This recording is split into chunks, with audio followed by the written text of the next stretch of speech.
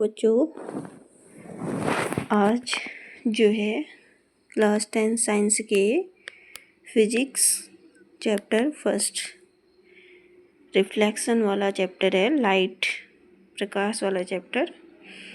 तो इसमें मैं सबसे पहले आपको बताऊंगी कि रिफ्लेक्शन क्या होता है। ठीक है, रिफ्लेक्शन का मतलब होता है परावर्तन, यानी कि जब कोई लाइट किसी सरफेस पर टकराती है तो वो क्या हो जाती है, बाउंस बैक हो जाती है, यानी कि अपने माध्यम से दूसरी तरफ चले जाती है या टकरा कर वापस आ जाती है। तो उसी को कहते हैं रिफ्लेक्शन, परावर्तन होना। जैसे कोई लाइट आई और ये टकरा कर चली गई। ठीक है, फिर से देखेंगे कि कोई भी लाइट आई और टकरा कर वापस चली गई। ठीक है, इसको क्या कहते हैं, रिफ्लेक्शन कहते हैं। ठीक, तो सबसे पहला इसमें है, आपका क्वेश्चन बनता है कि लॉ ऑफ रिफ्लेक्शन, प्रकाश के परावर्तन के नियम क्या हैं। तो दो नियम यहाँ पे इम्पोर्टेंट हैं। ठीक, मैं आपको इनको बताने की कोशिश करती हूँ। तो पहला नियम है कि angle of incidence is equal to angle of reflection. सबसे पहले हम जानेंगे कि इंसिडेंस का मतलब होता है कि इंसिडेंस मतलब होता है आपतन होना, यानी कि आपतित होना या आना। रिफ्लेक्शन का मतलब परावर्तित होना, चले जाना।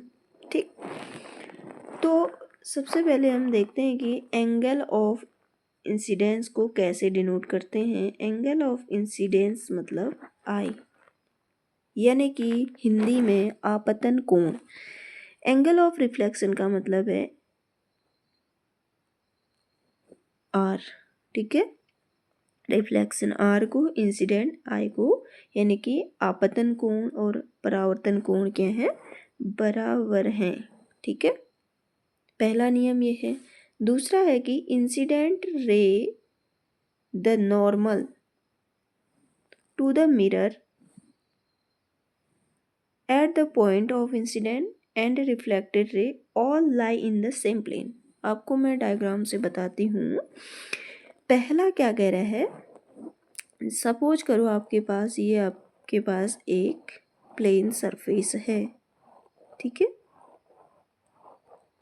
प्लेन है, इस पर कोई किरण आई। ठीक है, ये किरण आई, तो जो किरण आती है, सपोज करो ये किरण आई, जो किरण आती है उसे बोलते हैं इंसिडेंट रे, यानी कि आपतित किरण, और आकर इस सरफेस पर टकरा कर ऐसे चली गई, यानी कि परावर्तित हो गई। ठीक, तो अब देखो इसको क्या बोलेंगे, इंसिडेंट रे, यानी कि आई रे, और इसको ये था ऐसे, ये है आर रे और ये है आई रे, यानी कि जो किरण आती है उसको इंसिडेंट रे, आपतित किरण, और जो टकरा कर चली जाती है उसको परावर्तित किरण बोलते हैं। अब बात आती है, इसमें बोला गया है कि इंसिडेंट, एंगल ऑफ इंसिडेंट, फिर से देखेंगे, ये है एंगल इंसिडेंट रे, ये है रिफ्लेक्शन रे। ठीक, अब देखो जब ये टकराती है तो यहाँ पर प्लेन के साथ एक नॉर्मल बनाती है, यानी कि परपेंडिकुलर बनाती है इस पर, ठीक है, ये वाली, ठीक। इसको बोला जाता है नॉर्मल, क्योंकि ये इस पर क्या बना रही होती है, परपेंडिकुलर बना रही होती है, इसे बोला जाता है नॉर्मल, ठीक। अब एंगल ऑफ इंसिडेंस कौन सा हुआ, ये है परपेंडिकुलर, ये है incident ray. Angle of incident क्या होता है, परपेंडिकुलर, यानी कि नॉर्मल और इंसिडेंट रे के बीच को क्या बोलते हैं, एंगल ऑफ इंसिडेंट बोलते हैं। और नॉर्मल और रिफ्लेक्शन रे के बीच के एंगल को बोलते हैं एंगल ऑफ रिफ्लेक्शन। तो पहला नियम है कि angle of incident equal to angle of reflection. फिर है कि जो ये प्लेन है इस पर एंगल ऑफ इंसिडेंट रे ये और एंगल इंसिडेंट्स रे और रिफ्लेक्टेड रे और नॉर्मल जो होते हैं तीनों एक ही पॉइंट पर लाई करते हैं, यानी कि सेम प्लेन पर होते हैं, ठीक। ये हैं इसके दो नियम, ओके।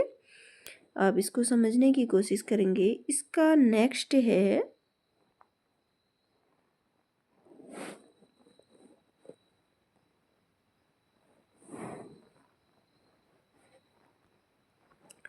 स्पेरिकल मिरर क्या होता है, ठीक। इसको हम समझेंगे। स्पेरिकल मिरर क्या होता है, यानी कि गोलीय दर्पण क्या होता है, ठीक। यहाँ पे इसकी डेफिनेशन दी है, हम इसको समझेंगे कि गोलीय दर्पण मतलब कि कोई ऐसा दर्पण जिसका कोई एक भाग क्या हो, स्फेरिकल हो, यानी कि गोली हो। जैसे ये इसका स्फेरिकल है, यानी कि गोला है, तो इसका कोई एक पार्ट वो कैसा होना चाहिए, गोलीय होना चाहिए, यानी कि स्फेरिकल होना चाहिए। तो दो टाइप के यहाँ पे मिरर हैं। पहला है कॉनकेव मिरर, दूसरा है कॉन्वेक्स मिरर, ठीक। कॉनकेव मतलब होता है, यहाँ पे देखें कि कॉनकेव ये यानी कि केव लाइक बन जा रहा है। यहाँ पे जो रिफ्लेक्शन सरफेस होगा वो ये होगा, ठीक। यहाँ से कोई किरण आए तो इस पर रिफ्लेक्ट होंगी, ठीक। कॉन्वेक्स में क्या हो जाता है, इसका सेम उल्टा, ये वाला पार्ट जो होता है रिफ्लेक्टेड सरफेस होता है कॉन्वेक्स में। इसको बोला जाता है, कॉनकेव को बोलते हैं, कॉनकेव मिरर को बोलते हैं अवतल दर्पण, कॉन्वेक्स को बोलते हैं उत्तल दर्पण, ठीक। आपने स्पून देखा होगा, स्पून का जो गहरा वाला पार्ट होता है वो कॉनकेव होता है, और जो स्पून का उल्टा हिस्सा होता है उसे कॉन्वेक्स बोलते हैं, ठीक। दो लेंस हैं आपके, ऐसे समझेंगे, ठीक। अब देखते हैं आगे क्या दिया है। कुछ यहाँ पे टर्मिनोलॉजी दिए हैं, मैं आपको उसे बताऊंगी क्या क्या है यहाँ पे, ठीक। सबसे पहले हम पढ़ेंगे कि सेंटर ऑफ कर्वेचर क्या होता है। सेंटर क्या होता है, स्पेरिकल मिरर हमने पढ़ दिया है। और पोल क्या होता है, ठीक। रेडियस क्या होता है, और ये सब हम देखेंगे, ठीक। इसमें देखते हैं, सपोज करो हमारे पास एक स्फेरिकल कोई गोला है, इस हिस्से को मैंने काट दिया है इतना, ठीक। तो बचा ये वाला हिस्सा, ठीक है। क्या हिस्सा बचा, ये वाला। तो इसको हम जब यहाँ से ये वाली जो होती है सरफेस, गुफा वाली सरफेस जब रिफ्लेक्टिंग सरफेस होती है तो उसको कॉनकेव मिरर बोलते हैं, ठीक। तो सबसे पहले हम इसमें देखेंगे कि किसी भी मिरर का, किसी भी गोले का यानी कि सरफेस का मध्य पॉइंट, बीच का पॉइंट क्या कहलाता है? पोल कहलाता है। पी से डिनोट करते हैं इसे। ठीक, अब आती है बात कि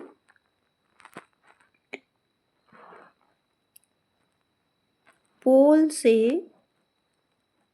कोई किरण पोल के समानांतर आ रही है, ये वाली। ठीक है, इसको बोला जाता है प्रिंसिपल एक्सिस यानी कि मुख्य अक्ष। ये तो पोल हो गया। मिरर का मध्य बिंदु यानी कि सरफेस का मध्य बिंदु क्या कहलाता है? पोल कहलाता है, ध्रुव कहलाता है। ठीक, ये है प्रिंसिपल एक्सिस यानी कि ध्रुव के छूने वाली जो लाइन होती है उसे प्रिंसिपल एक्सिस बोला जाता है। फिर से मैं यहाँ पे ड्रॉ कर देती हूँ ऐसे, ये है ध्रुव। ठीक अब देखो सी क्या होता है? सी सेंटर ऑफ कर्वेचर बोलते हैं। सपोज करो ये इसका ये मध्य बिंदु पी।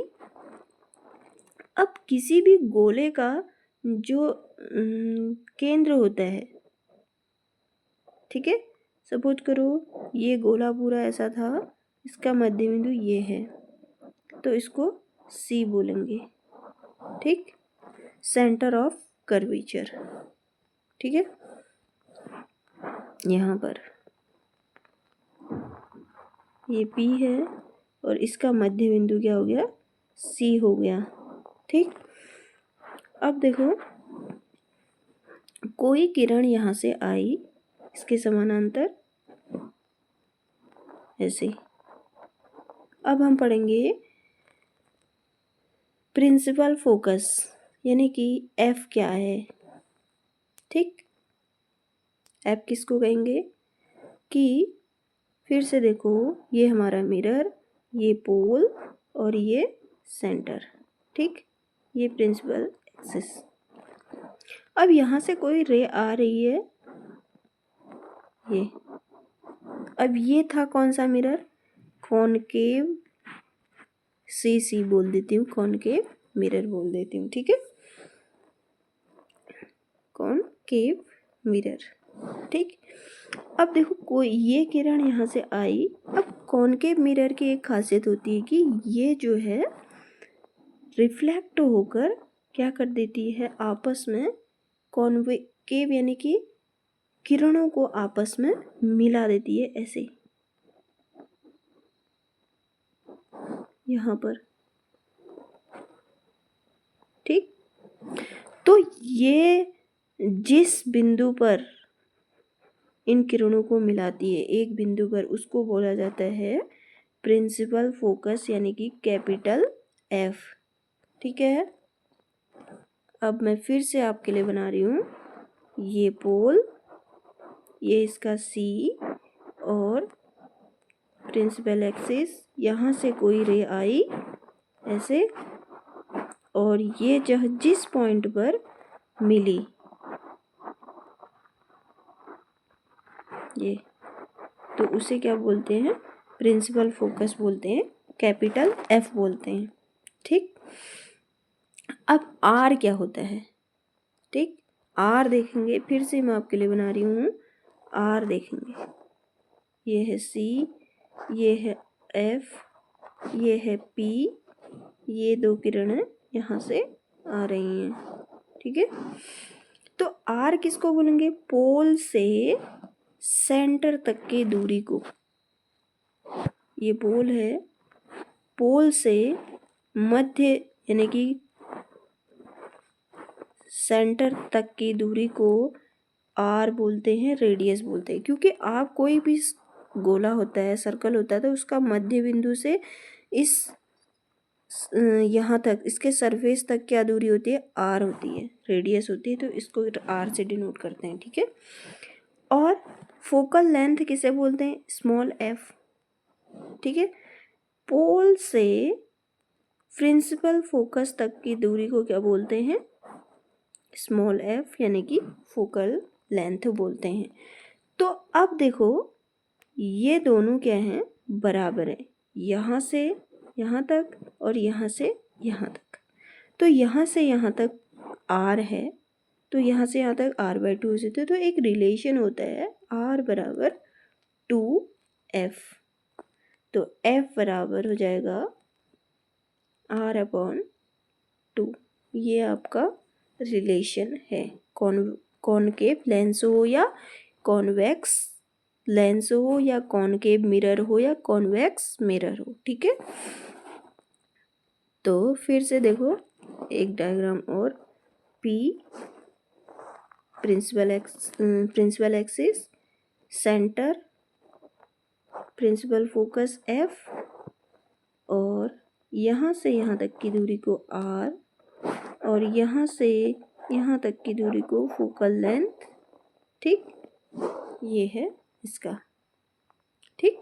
कॉनकेव मिरर की एक खासियत होती है कि ये देखो यहाँ से किरण आ रही है, ये आ रही है, ये जिस बिंदु पर मिला देती है उसको बोलते हैं प्रिंसिपल फोकस, ठीक है। आज के लिए इतना ही। कल को मैं आपको ये दोनों फिर से समझाऊंगी, ठीक है, कॉनकेव मिरर और कॉन्वेक्स मिरर, ठीक। फिर जो है इसमें इमेज फॉर्मेशन बताऊंगी, ओके। तो आज के लिए इतना ही, ओके।